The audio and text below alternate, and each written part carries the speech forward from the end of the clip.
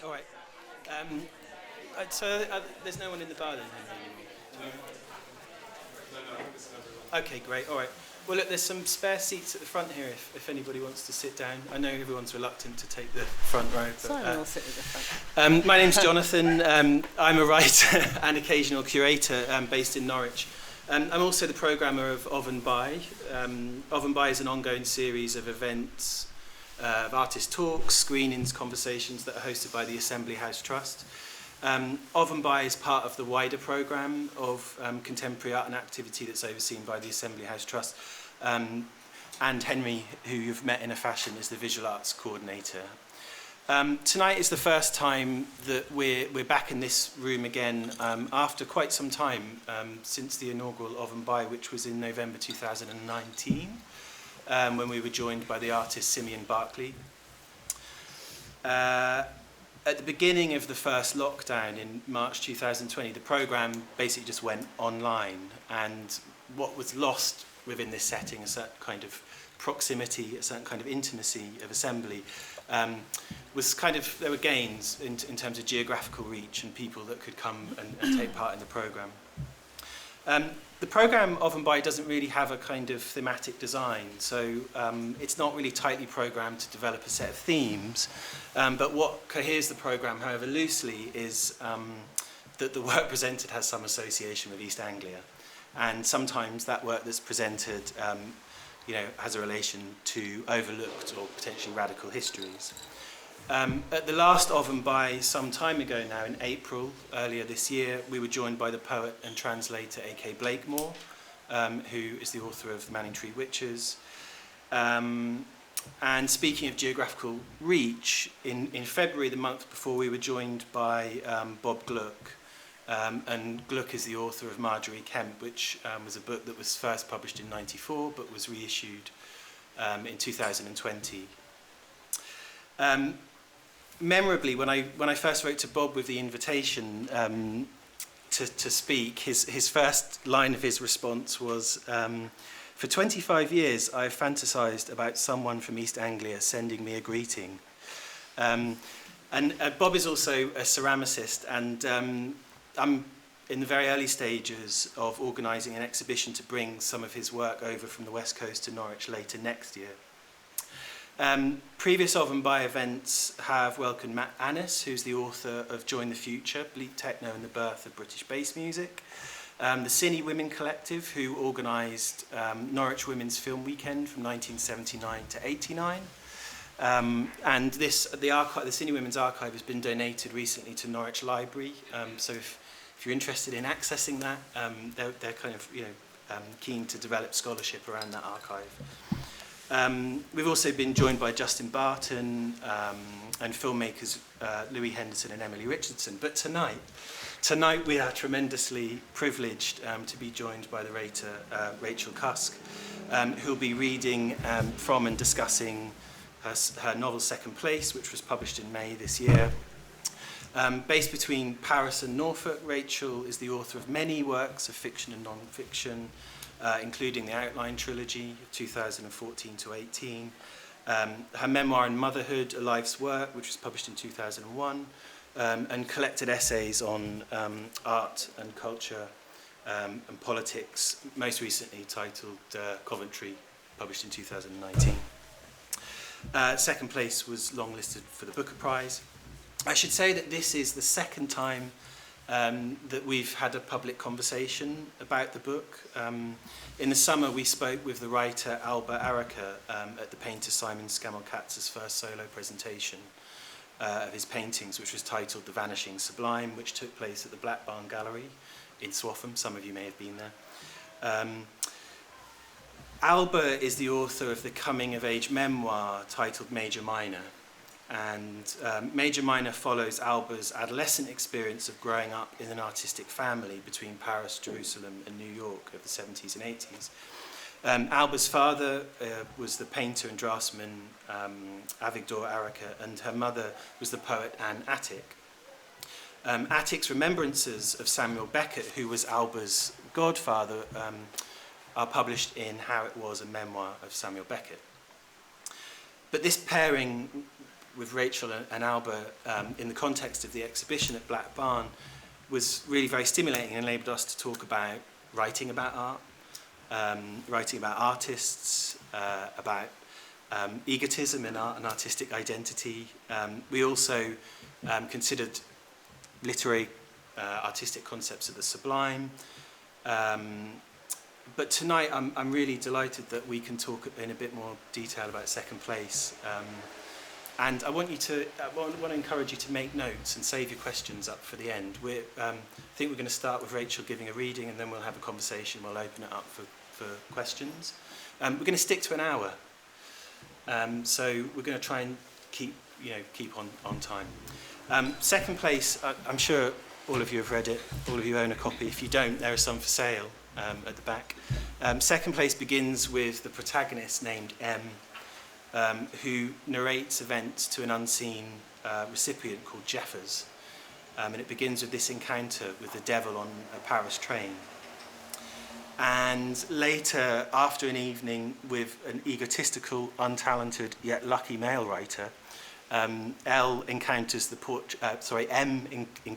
self-portrait of the painter L at a Paris exhibition. And M says that it sort of worries her very being, and I'm quoting here, "I felt myself falling out of the frame I'd lived in for years, the frame of human implication in a particular set of circumstances. From that moment, I ceased to be immersed in the story of my own life and became distinct from it."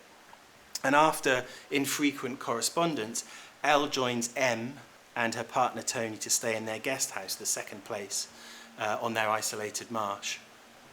The marsh becomes a kind of setting and a landscape for ensuing events. And it's an extraordinary, excruciating and sometimes intensely funny novel that reflects on ideas of boundaries, freedom, narrative storytelling, motherhood, vision and knowledge, language and images, writing and painting. So I suppose I would just like to thank you again for joining us this evening, Rachel, and also thank you all for being here this evening.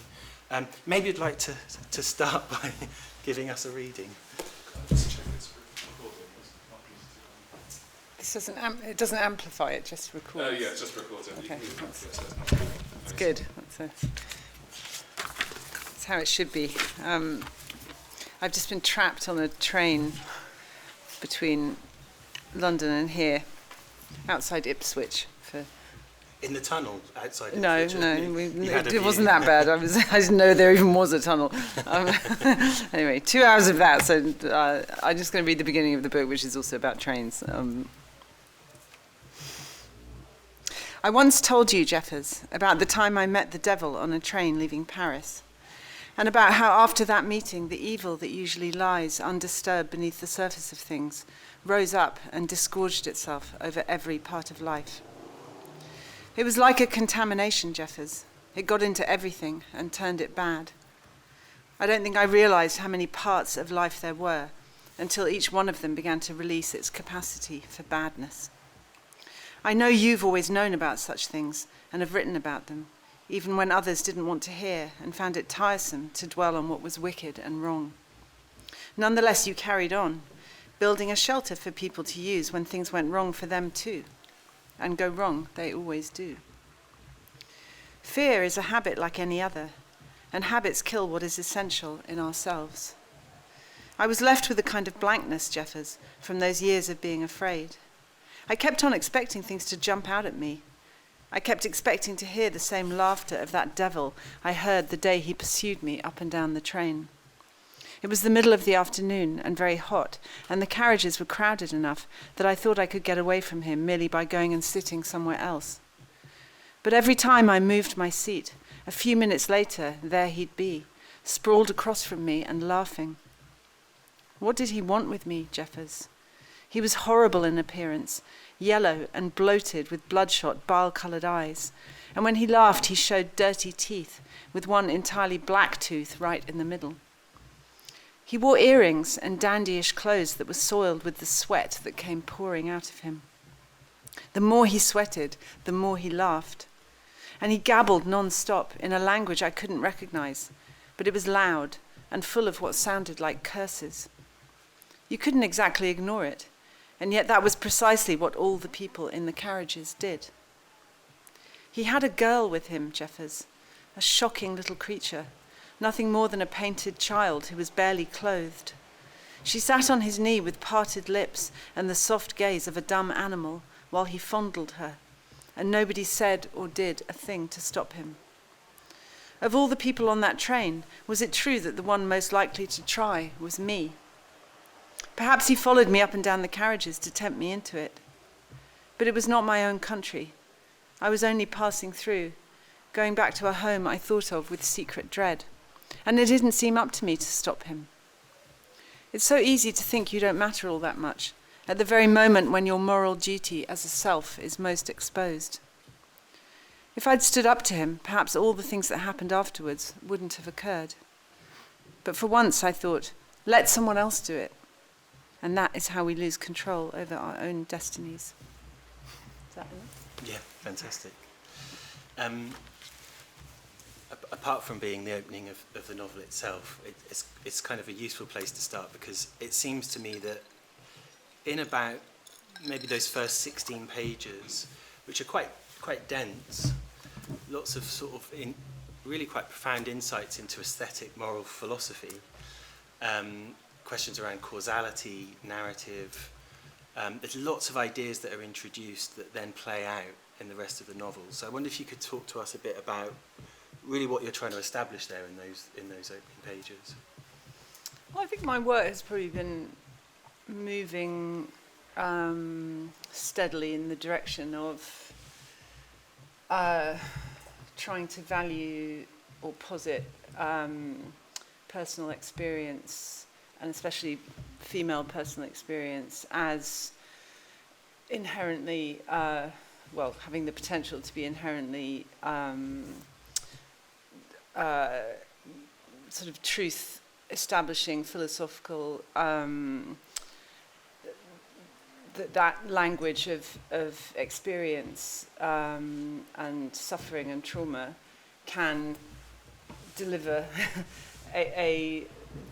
deliver the text to a place of moral authority. So it's really, I guess that moral authority of what I see as the still radical, still evolving experience of femininity, even though femininity is compromised in so many ways, it at its living core, it still is capable. There are other identities that are doing a lot of the same things, but to me it's still worth, that's the identity I have access to. To me it's still worth examining it for those insights. So, I found myself in this book, probably for the first time in my oeuvre, returning a little bit. I've used the idea of someone walking through a city and seeing paintings, a woman unhappy in her life and being struck by this message of art, but the message of art is a message from a privileged, dissolute white man who has managed to express something that she feels expresses her. And so it was that, as I say, that's something I've kind of hovered around before in my work, I wonder whether actually increasingly returning to things is going to be what I do. But that idea was very much at the heart of the book, of actually trying to take that that particular sort of duality and make a drama out of it. That centering of female experience, it's interesting because in outline, sort of things happen to the protagonist, and the protagonist famously doesn't speak for themselves, but we have this intimacy immediately of a sort of promise of an access into insight in the dialogue that takes place between M and Jeffers, which is intriguing, because we feel that we're inside the narrator's head, and that we have this kind of access. But there's something about the encounter with the self-portrait that that unravels M. And as I sort of referred to in the introduction, something that worries her very kind of being. And I wonder what it was about the painter, the white male painter in particular, that so attracted you in this novel. Well, there's a kind of long and complicated and probably quite personal answer to that question. So I'll try and give a condensed version. But I guess that part of my development as a writer has rested in a very unexamined way on a pretty much male canon, and something in the world of this book, which is a bit of a found world because the book itself was a found artifact. It's a re-inhabiting of an old out-of-print book that I happened to read and thought, okay, I'm going to use this vessel. What book was that? That's the Mabel Dodge Luhan book about D.H. Lawrence. Right. And I thought, right, I'm going to go like a sort of hermit crab. I'm going to go and live in this book and use it as a location, because that seemed to me a sort of moral act, and also a really necessary justification for writing a book, which increasingly, to me, that justification has to exist, to opt to take up space, like in the built environment, like in, it's something that everybody should be thinking about right now, and I definitely include writers in that. So, yeah. But the figure of the artist, of the white male artist, is associated with freedom, and I wonder what that figure affords as a character to explore in the novel. Well, I mean, so my questioning of my own rather, I don't know, unthinking receiving of male influence started to, I suppose, be unpicked a little bit by me in, so I'm quite often invited to write about artists, usually female artists, who in that relationship to language, why women painters want a woman writer to write about their painting, to kind of translate it into language is a sort of interesting question to me. And somewhere in that process of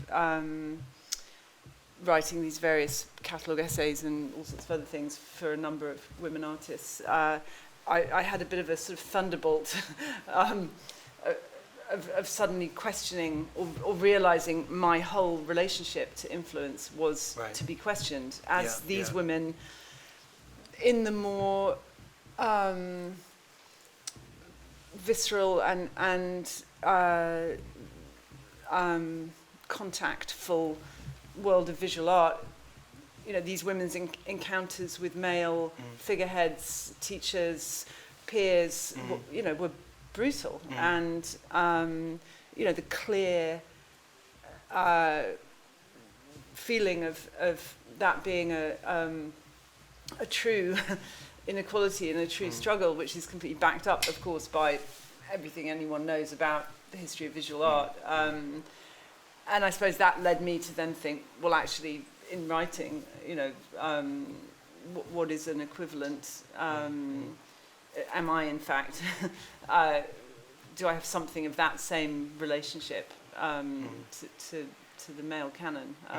Well, because you've spoken of your admiration for Lawrence many times. Yeah, this is my kind of this is my divorcing Lawrence. Right. Yeah. So the Dodge Luhan enabled you to do that. It did. I took her side, and yeah. So that exercise in perspective was very interesting to me, anyway. And can you tell us a bit more about that book and how you approached sort of was it Do you think of this as a rewriting of that account, or but maybe you could give us a sense of what the book is like for if we've not read it.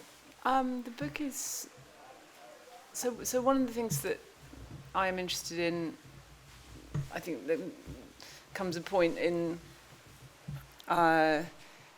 female life when you become finally truly interested in other women and in what their lives have been, in what their lives were, in where you've come from, where your experiences come from. You know, that you're so trained now to see femininity and feminism as progress, as endlessly evolving, and so you're always looking forward, and you're just trying to put distance between yourself and what came before. And there's a point at which you stop doing that, and you start thinking,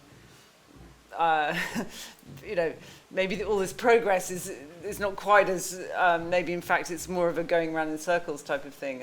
And I guess this question of kind of the female voice and what it is, where it's been. So is that a feminist methodology? Would you say, is that like this idea of rewriting and revisiting histories and? Well, I don't really know, because I don't think I would ever do anything as methodical as that particularly. But what I found when I just happened to pick up this book was an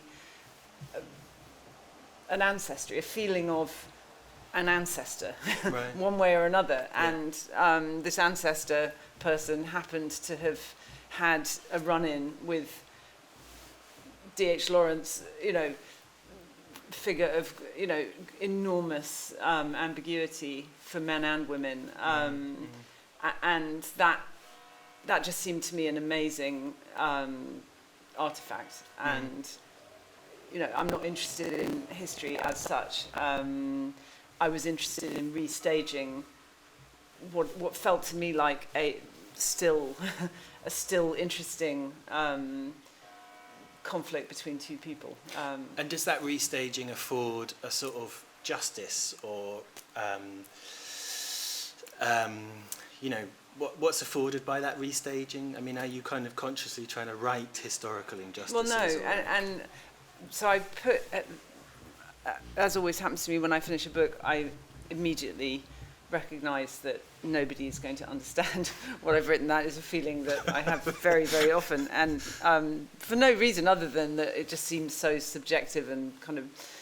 And this one, I thought, okay, really nobody is going to understand why the book is the way it is, and so I put in a little explanatory paragraph at the end saying that it had taken some of its identity from this other book, and ever since then I've rued the day that I did that, and because it things become literal and things become historical and factual, and I realised that is the very opposite of what I intended or wanted to do.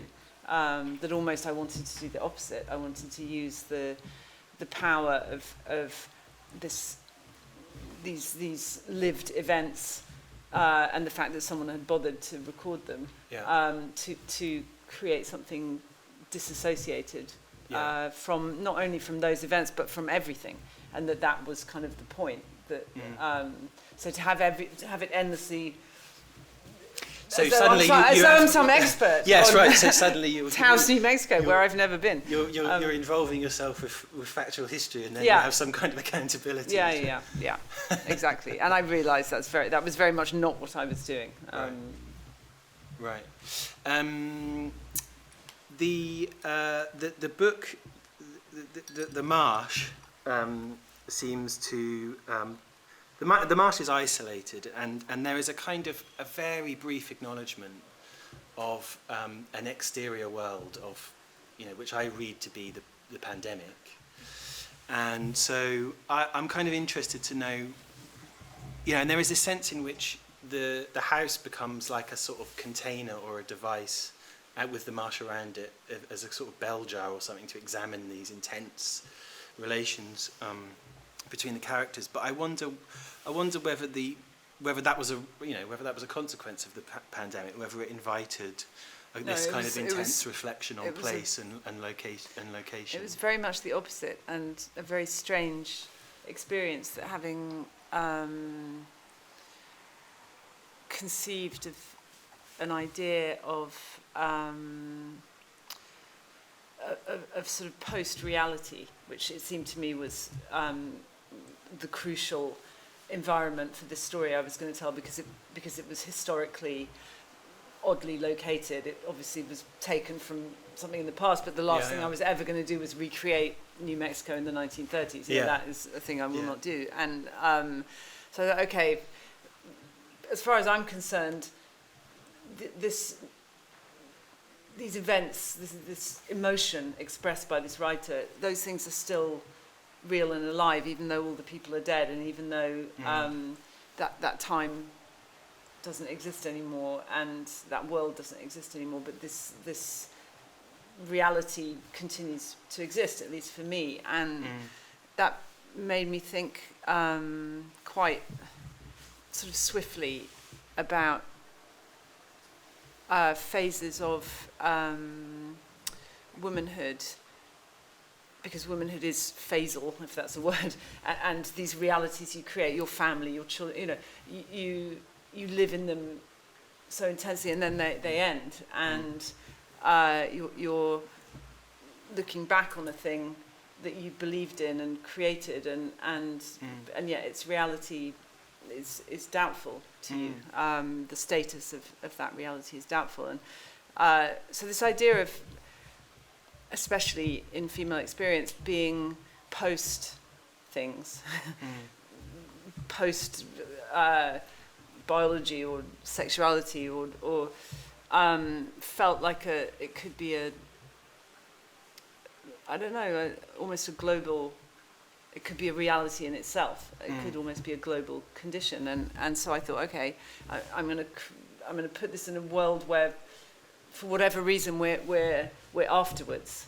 We're after the things that we once lived in and believed in, and so that was where I began. And literally, as I was writing it, I was looking out of the window, and it was happening outside so that was a very, very, very odd experience. Like you willed it, like yes. as the narrator. And I mean, you know, no one wants to be given a prize for guessing that there's going to be a global pandemic and everyone's lives are going to be ruined. But it was the book very much came. That thinking very much came before the thing that then happened.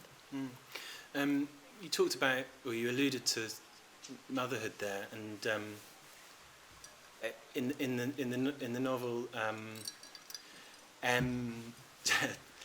reflects on the relationship of Justine that's produced within this space, who has come back from elsewhere back to the house in the marsh, and there are some characteristically kind of eviscerating takes on motherhood. You know, this idea of the narrator who crawls out of crawls out of a, I think they refer to it as a pit after giving birth, and then and it made me reflect on the idea of, again, on freedom, I suppose, that like we have this painter, the white male, who's somehow an embodiment of a certain kind of freedom, but then the writer is somehow not free because they're a mother, but then, you know, Tony is the embodiment of a certain kind of freedom as well. And all of these characters have complicated relationships to what they perceive their freedom to be. And I wonder if you could talk to us a bit more about that. Well, I think the thing that I was trying to get at, I mean, you know, people they can't help but evaluate at some point or another their own experience, what their life has been, what it has not contained, what it has not achieved, compared to other people's lives, and I think by and large it's pretty clear. You know, those values are pretty clear. Have you wasted your time, or have you actually done the right thing by yourself in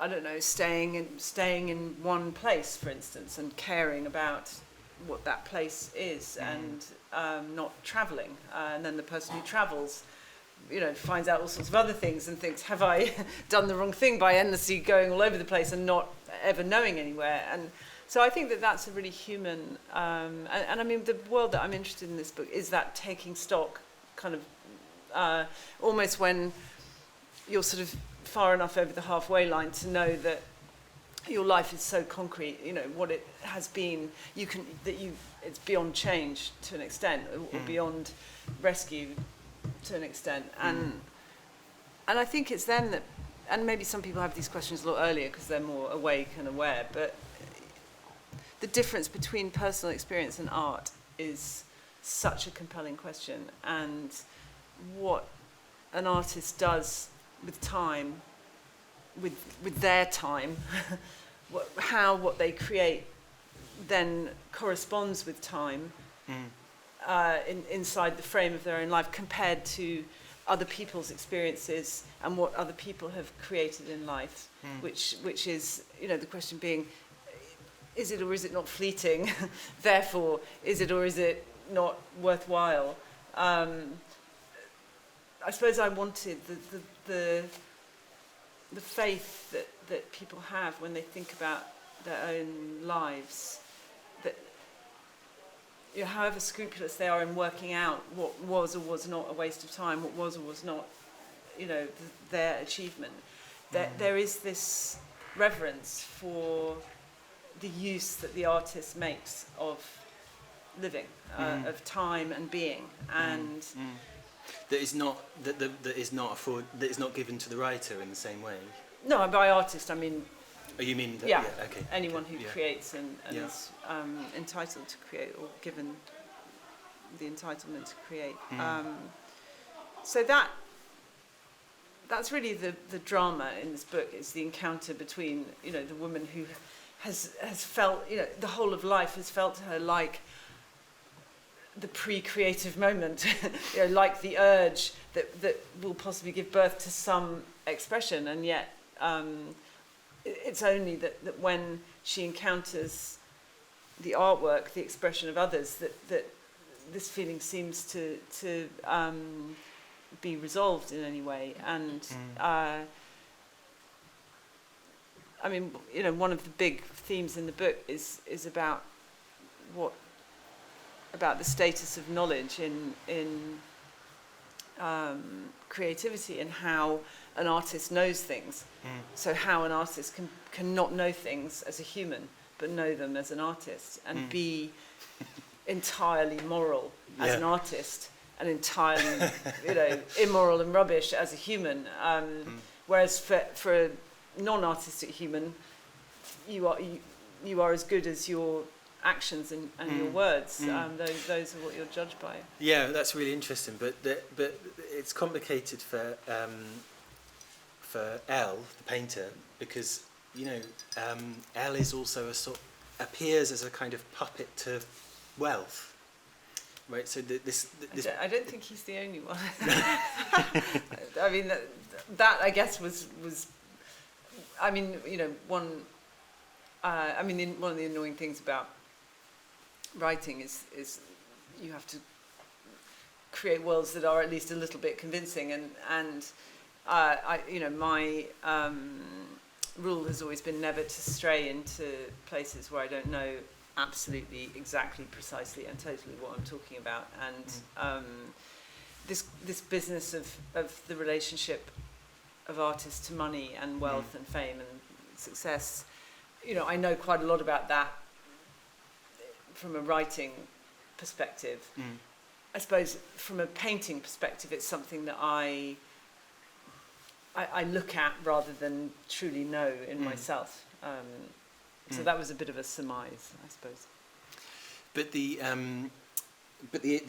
ironic thing about all of this is that it's Justine who's bestowed this painting at the end, and as you say, suddenly this commodity, but it's also a profound image, means that she has more money than anyone.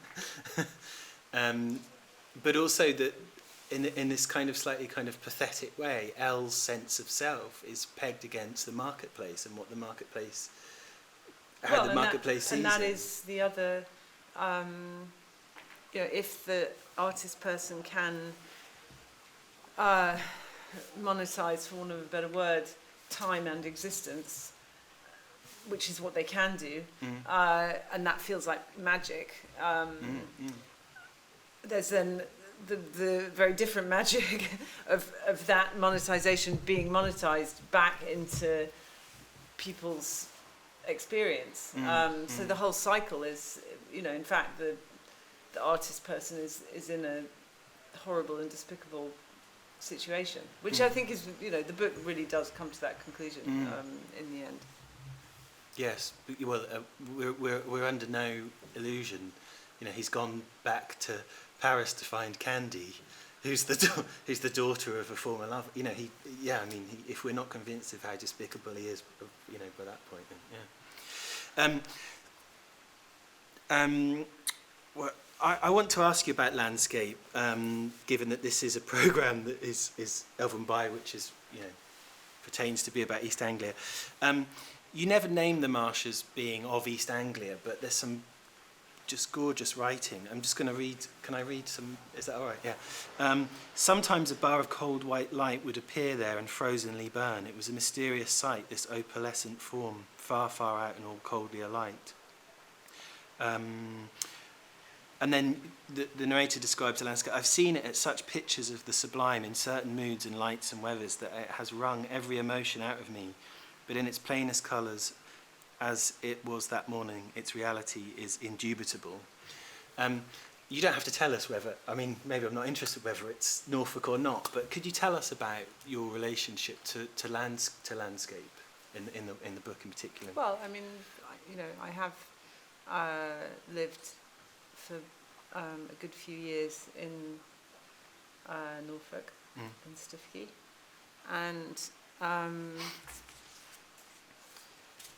I think what I had was an experience of being thoroughly taught some things by that landscape, and I don't know whether I would have learned different things from a different landscape, or whether, in fact, the study of anything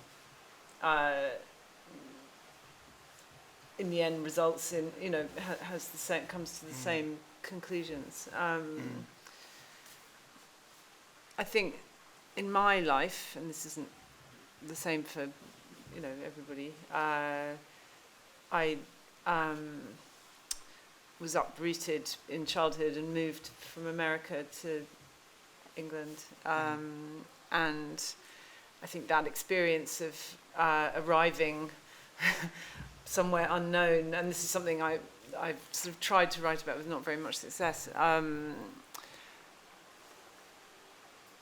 the experience of losing what you know and arriving in a new place and over-crediting that place with significance because it is where you have arrived, and it seems to be, especially if you're powerless, it seems to be the explanation for why you've lost the things that you've lost, and so you automatically start to record and learn and remember every single thing that you see. And where I arrived was Suffolk as a child, right. And when I now think of the importance that I gave this little bit of territory between my school, the place my parents had brought us to live, how much I learned, absolutely, I could paint a picture of it right now, right. And now that, and that's because I believed it was important. I just gave it this importance, and I suppose being in Norfolk was returning to East Anglia, which was not something I had particularly expected to be doing. Where were you before at the point, but when you moved to London? You're right. I then had a very different experience of learning from a landscape, and that felt it felt like a settling of scores, I guess, in myself. I suppose that opportunity to see something over and over and over and over again, in all colours, in all, was as good a way as any of I guess, really interrogating systems, expressive systems and perception, and the Marsh did a pretty good job of that, as far as I was concerned. Yeah. So you know, for me, you know, what I write in this book, and I've written about it elsewhere, and I think, well, it doesn't really matter whether these things are identifiable or you know, this is another of the things that I feel visual artists are allowed to do. They're allowed to have motifs that just occur, you know, again and again and again, and you know, that are recognisable parts of their aesthetic psychology. And for writers, that's, you know, that doesn't seem to be so permitted. But yeah, I've tried to make that kind of use out of that landscape. You also there's a certain degree of pathetic fallacy, but also but also you just deny it as well. I mean, it's, I think, quite avowedly you say, you know, I can't remember what you say about it now, but it's sort of denied and also acknowledged simultaneously in the book, which is quite interesting. Oh, I lost the thread. I was going to say something. But the other thing about the observation that comes with the observation of landscape, and that clear, you know, to be able to write like that, you know, that kind of that familiarity and that sense in which you are a scholar or something, or an apprentice to the Marsh, which is so evident. There was a point where the weather doesn't behave as expected in the narrative, where suddenly it rains excessively or it's bone dry. And those moments are interesting because they seem to acknowledge, you know, the Anthropocene or the, you know, global warming. You know, in other words, what I really appreciated about it was it wasn't just the kind of sublime beauty of the Norfolk coast, but actually there was a kind of creeping in of actuality of. Oh yeah, no. I definitely wanted the book to have the feeling that we're all on a boat, and someone else is, or maybe there's no driver of the boat, and we're drifting, and you know, and we have absolutely no control over what happens. No, I mean, I never want anything that I write to represent a denial of what's true for people, and you know, the difficulty lies in finding ways to do that that are not literal, that are not that don't just sink everybody into stress or I guess a state for me which is not conducive to experiencing, you know, a literary work. We just one more question from me, and then we'll kind of open up for questions. We were talking earlier. You know, given also that the book evidences that you are an apprentice to looking at art, and you know, and have obviously done a lot of it, and you know, you write about artists. You mentioned earlier that you've written something recently on Louise Bourgeois, who's someone that you've written about several times. I guess I'm just kind of interested to know how you might approach a commission like that, like what the process is. I think. I mean, for me, these experiences of writing are quite it's quite an ordeal, because it's using all writing or this writing about art, because for me, I expect language as a technology to be able to come very close to image making or painting as a technology, and that is my aim, and that I think is what the artist wants of the writer. They want a technological container in language for what they're doing. And I wrote something earlier in the summer about the artist Taryn Simon, and she had asked me to write something, and Gargosi and her gallery had, sort of advanced on me and pinned me to the wall, and it was all, but nobody had actually showed me what it was I was meant to be writing about. And so this kind of cat and mouse went on, and in the end I said, I'm really sorry, but I actually can't go on until someone showed me something. And so then we had to speak on the phone. So I had to speak to the artist. We had a very long conversation. And they were a fan of your work? She had that.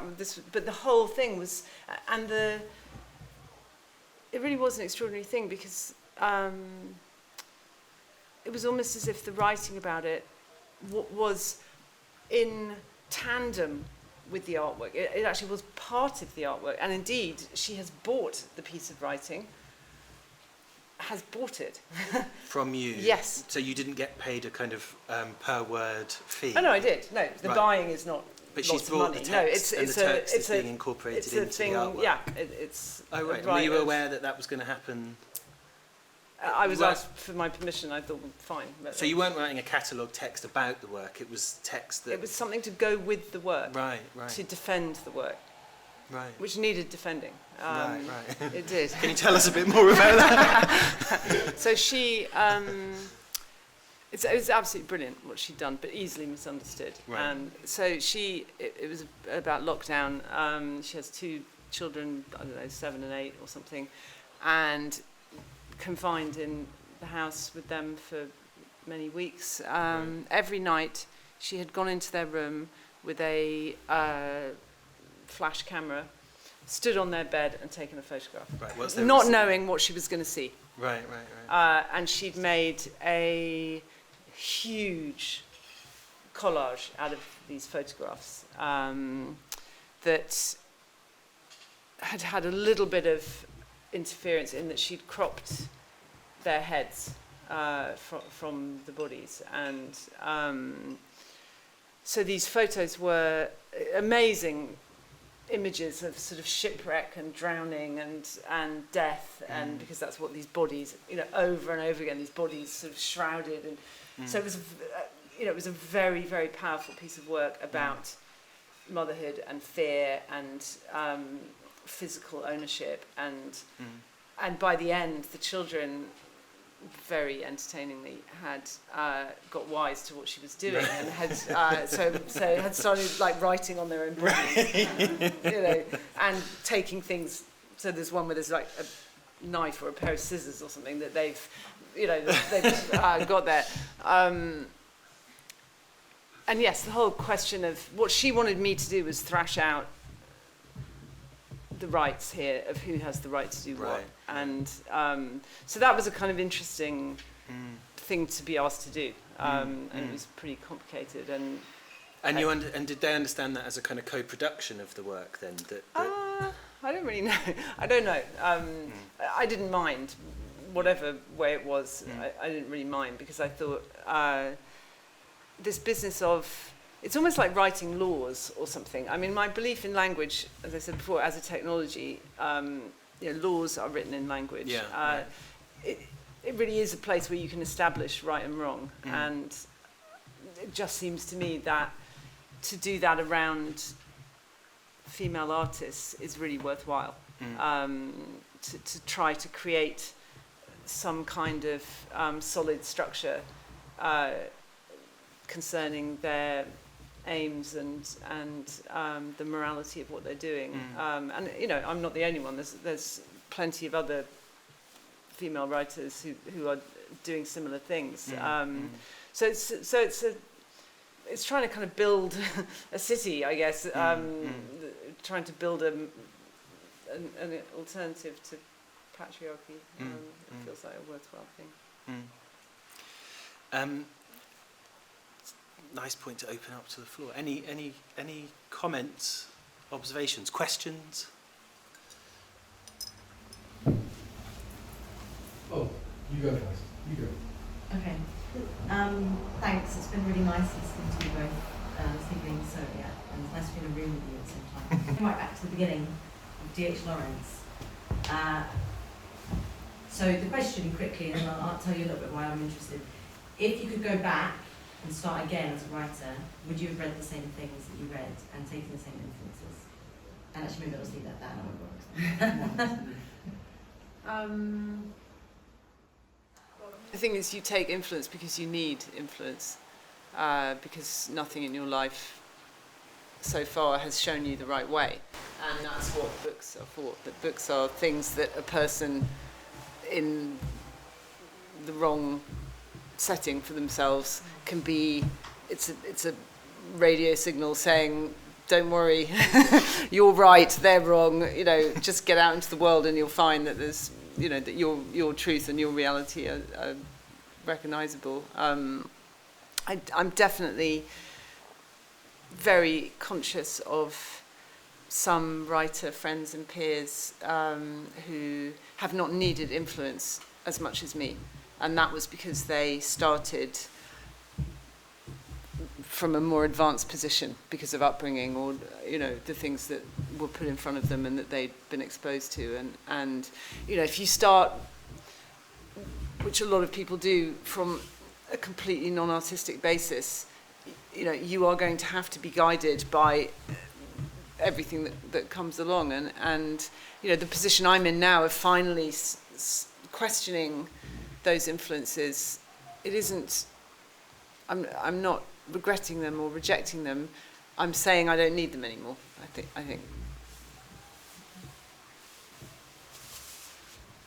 Shall I go? Thank you is the wrong phrase, but I'm really glad that you said that about acknowledging the echelon story at the back of your book, having annoyed or you regret having done, because I don't know why I'm glad, except that it did something to me that I haven't been able to sit happily with since, and I can't. But that's a sort of adjunct. And thank you for saying that. Anyway, it means something to me that you said that. I'm going to take it out for the paperback. Yeah, please do. But in the same sentence, saying that you were talking about the fact that when you finish a book, you're absolutely sure that no one will really understand what on earth you've written about. And I wonder how long, when you can see the end approaching, do you start to feel that? Or is it just a matter of it happening when the book is done and delivered? And do you ever regret that in the way that you regretted putting that paragraph in at the end? Does it bother you that you think that? Or is it just, oh well, they may or may not understand it, there we are? Or does it trouble you? I kind of think it doesn't matter what I think, probably. I don't know, but you do think that. I do. But I think a lot of things about the act of exposure, because it is an act of exposure, and it would be, I don't know, non-human to bring yourself to the brink of that act of exposure without thinking, what is it that people are going to see? When I expose myself, what are people going to see? And that's where ego is so great and so helpful, because you're absolutely sure they're going to love what they're going to see. Well, I don't feel that. I think that I would like to get to a point where these two selves know each other better, or are closer together. Something I write about a lot in Second Place is this idea of an artistic self being, completely the left hand not knowing what the right hand is doing. The artist person being so divided or compartmentalized, and I, that's very much me. So I suppose I think there might be some sunlit upland of being and doing, at the same time, and therefore not regretting. Has there been any of your books that you haven't felt like that you've thought, this is good, I think this is going to be a good one? No. No, I don't care. I don't care, and I don't ever think of a book as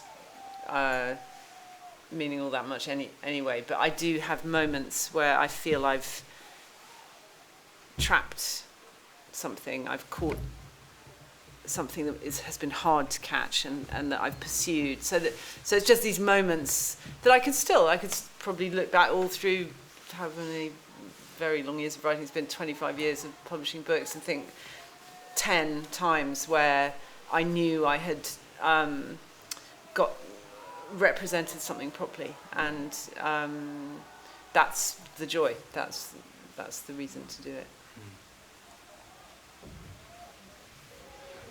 So you've spoken before about like trying to move beyond traditional notions of character, like human experience being lateral and oceanic, and then you talked tonight about kind of returning to kind of formative aspects or like formative incidents in women's lives that are, did you find yourself making a journey in your fiction writing? Not to say that the two are mutually exclusive, but did you find that it had an impact on your fiction writing to go to this returning to formative experiences in women's lives and looking at that in the way you write characters? What, in this book, do you mean? Yeah. I think I wanted to make an artifact out of that. So I wanted it to be not a sort of, oh, let's all go and believe in narrative again, but almost for these this reality to be somehow extracted into something decorative or artificial, or not artificial, something decorative or object-like that because in the end I think something in sort of female memory keeping, history keeping and storytelling about the past,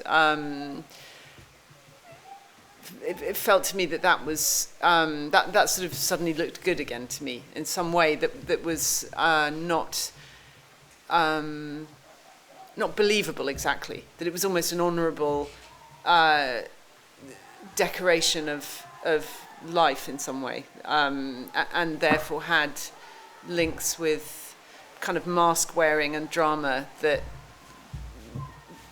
in one way or another I thought, okay, that kind of gives permission to make a play of some kind, and that was much more my thinking, and much more how this came about was trying to get that aspect of dramatizing, self-dramatizing and mask wearing that seemed to me very much a part of the female kind of making of life. Mask wearing central to the female experience, to you? I think what I thought was that at a this post-reality that I was so interested in, at a certain point, your representational task is like, are you going to keep carrying around all these representations of sort of what you've done with your femininity, or are you going to think, actually I've just been made obsolete because everyone's grown up and gone away and like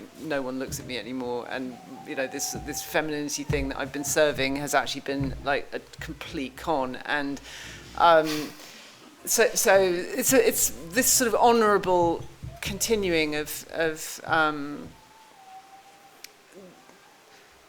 I guess of the drama. As I say, to extract that into some kind of artificiality seemed... sorry, I'm very distracted by the fact that my husband appears to have gone to sleep in the front row.